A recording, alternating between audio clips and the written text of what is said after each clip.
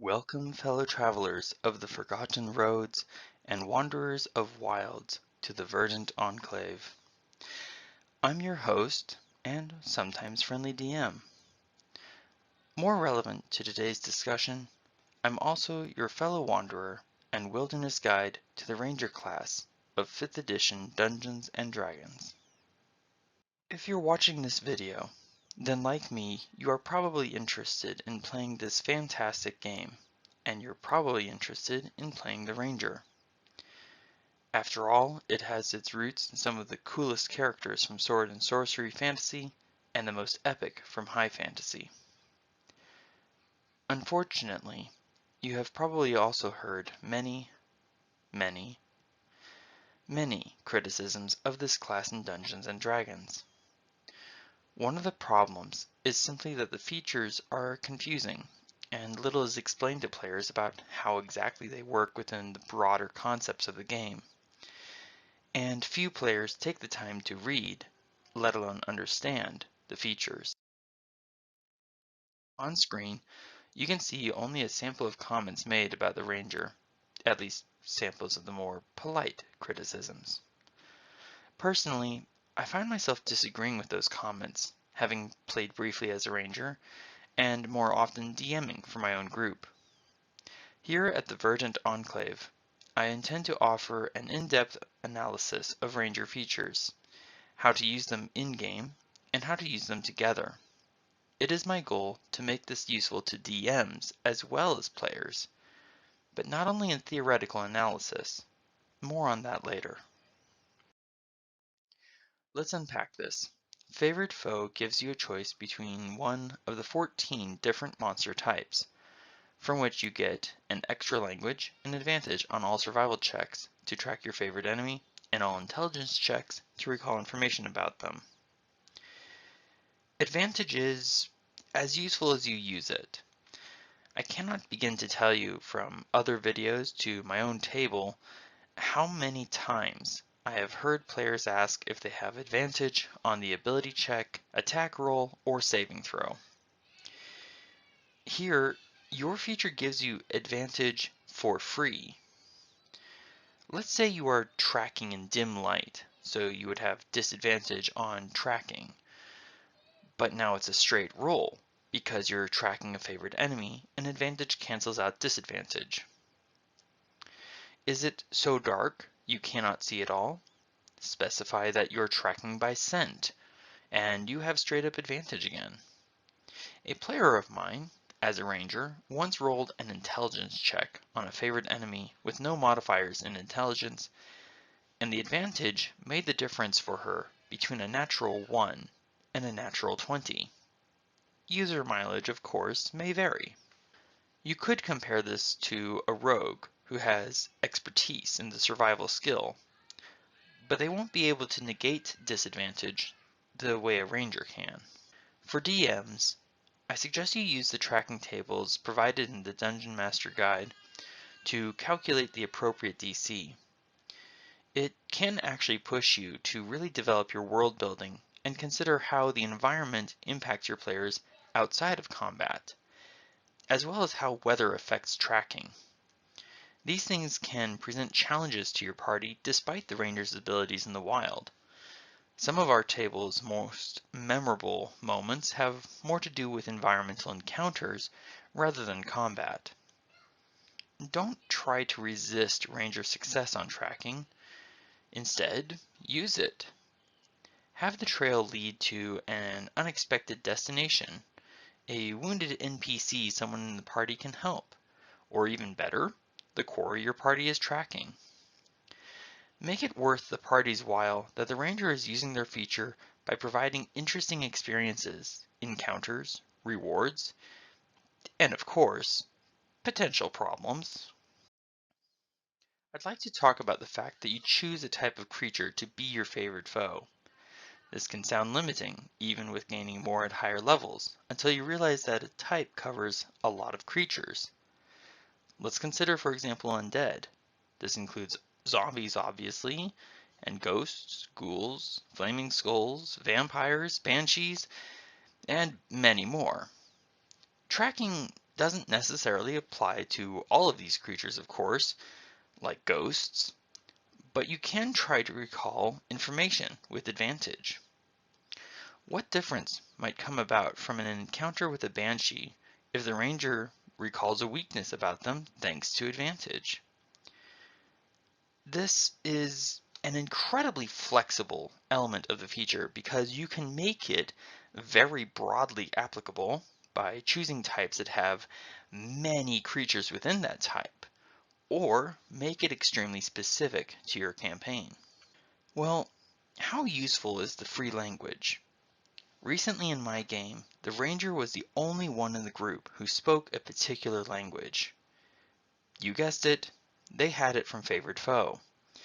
And it was the only way the group learned of a dire circumstance that was about to develop for the prisoner they were trying to rescue. And no, I did not set it up that way. I actually expected the wizard to know the language, having forgotten that the ranger had a free language from Favored Foe. I do try to be particular on this point in my games that if you don't know a language, you don't understand what is said or written in it. Now, there are spells and other features that can replicate this, and any player can use them. But every choice they don't have to make means a different choice they can make. The ranger effectively frees up other characters to choose other abilities while also enhancing intelligence gathering abilities. Yes, being a spy for the party. For DMs, pay attention to what languages characters have. Comprehend Languages is a great spell, but it doesn't allow communication, and it takes a great deal of time to cast and then use. If it takes 10 minutes to gain the spell's abilities, then how much better is the ranger's ability since they can simply walk over and read whatever is written. So it pays to make sure that you enforce the language barrier. What if your party is searching through intelligence from an outpost they've conquered? You want to drive up the tension of the moment, so you warn them that the enemies will be arriving within 11 minutes. Maybe the wizard can cast Comprehend Languages in time, but it will mean that they'll be more easily tracked. Oh wait, the ranger knows this language because of this first level feature. Yes, there are other ways to resolve this situation, but this is a valid one. This is, of course, only one example. The party could send a ranger into an enemy camp alone or with the rogue as a spy to gather intelligence on enemy forces while the rest of the party prepares an escape route. If the ranger player shares their selection of languages with the other players, then those other players can choose other languages to know, enhancing the party's linguistics overall. And yes, rangers get to choose more languages as they advance in level. How useful is that when anyone can do the same?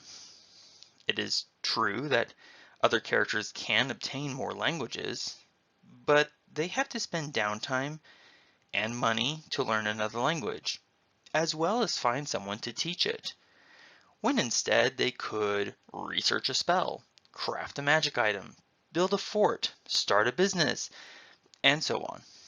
Rangers can do all the same, but they get the language for free.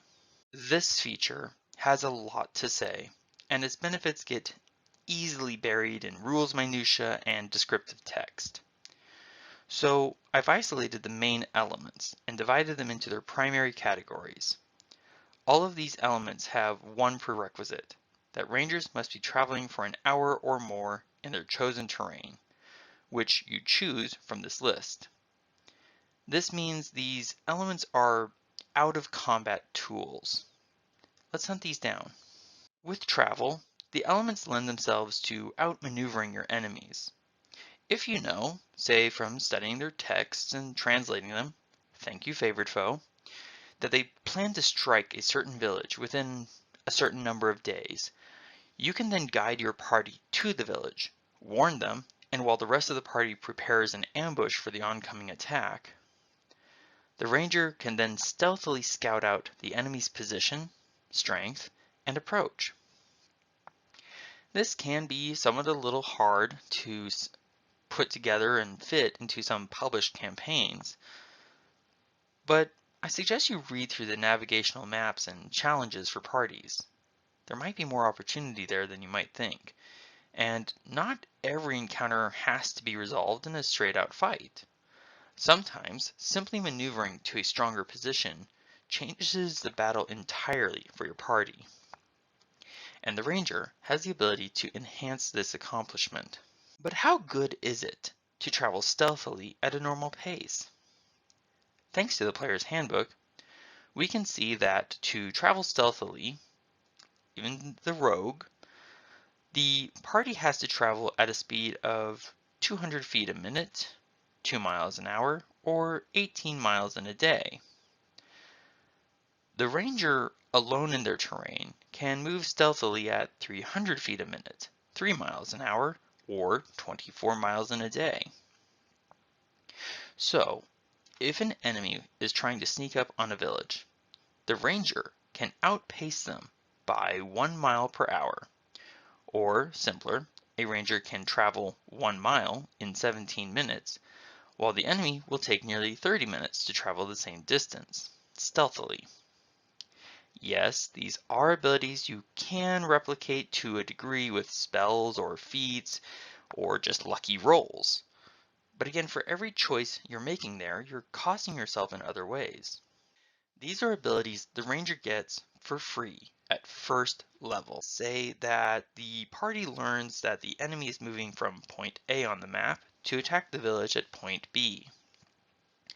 If this map is normal terrain, it will take the enemy 1 day to arrive if they travel at normal speed, or a day and 3 hours if they try to sneak. But difficult terrain affects more than combat movement. It affects travel movement too. So if the enemy is traveling through difficult terrain, it will take them 2 days at normal speed, or 2 days and 3 hours if they want to travel stealthily. The Ranger's party, in the Ranger's chosen favored terrain, could make the journey in a single day at normal speed, completely ignoring difficult terrain.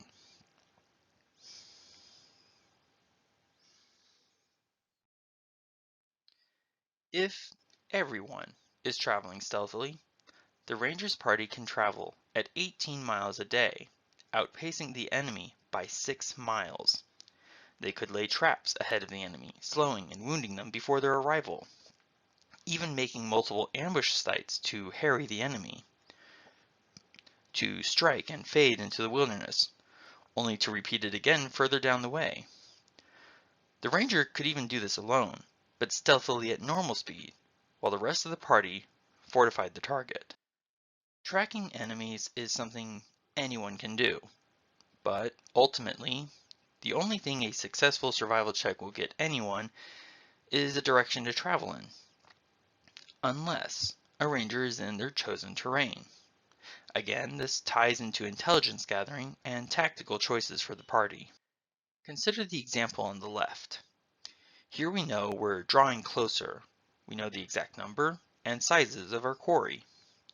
We know when to get ready for a fight, or for stealth, to start watching for sentries, traps, and alarms. How about the middle example, where the Ranger realizes that the conditions have changed? How would this information alter the group's approach to the scenario? Or the example on the right. Again, only Rangers gain this ability to discern the sizes of their quarry through their prints alone, let alone their number and how long ago they came through. For survival in the wild, turn to the Ranger. While anyone can, and sometimes should, forage during travel, the Ranger will find twice as much food when they find it, but also remain alert while other classes could only forage, and as a result, take a -5 penalty to their ability to detect the world around them, their passive perception. More on that later. In fact, in their chosen terrain, the Ranger does 2 jobs at once, while all other characters can only do 1 job each. Rangers remain alert to their surroundings and navigate, draw a map, track, or forage, whichever the party needs. And remember, This eventually expands into 2 more terrains. I encourage DMs. If you have a ranger in your party, encourage them and do the work to provide them the opportunity to use these features. Have a chase scenario through a ranger's chosen terrain, where the group being able to ignore difficult terrain can affect success or failure. Use those foraging tables to provide them with magical herbs, or maybe a minor plot hook. Do the math and inform the ranger how many creatures they're tracking, the sizes, and how long ago they passed through. You can use the features of Natural Explorer to really flesh out your own storytelling, world building, and still provide challenges for your party to overcome beyond combat, magic puzzles, or social encounters. You could even throw in an enemy who uses magic to confuse the ranger in their favored terrain, so that they then have a foil, maybe even their own arch foe. Now, there is a caveat to all these things, that the ranger has to be traveling for an hour or more in their chosen terrain. You cannot activate these abilities just by walking briefly out the front door. However, there is one thing that Natural Explorer touches on that doesn't require the time constraint, and does answer a frequent criticism of rangers, that they have no expertise like the rogue. The fact is, they do. The rogue's first level ability. At first level, choose 2 of your skill proficiencies, or 1 of your skill proficiencies, and your proficiency with Thieves' Tools. Your proficiency bonus is doubled for any ability check you make that uses either of the chosen proficiencies.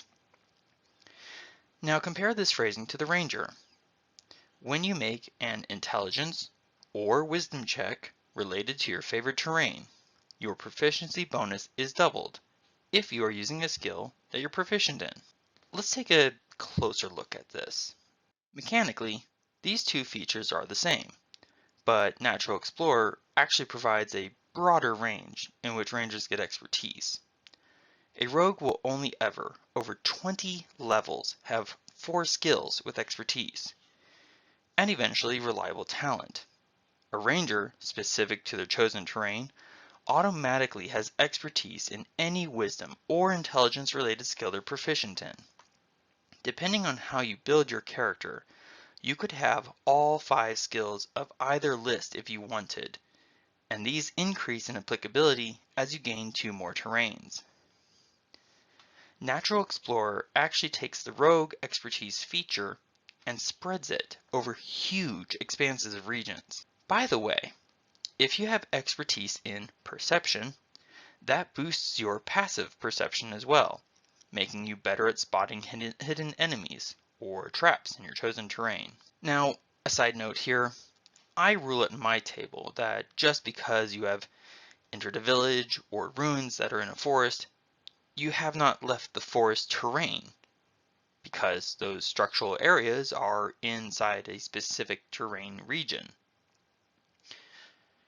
This can vary based on DM interpretation, but at my table, you are still in a specific region of terrain, even if you are exploring ruins, a village, or a castle.